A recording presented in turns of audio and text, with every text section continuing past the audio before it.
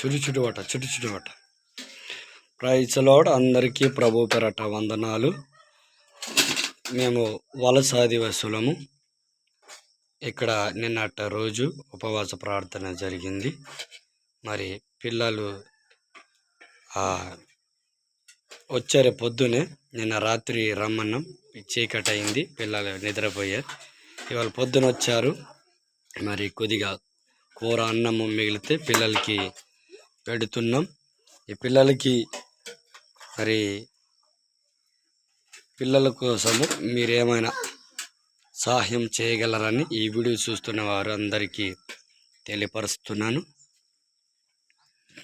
ఇది కొత్త కుమ్మరిగూడెం అడవి ప్రాంతం.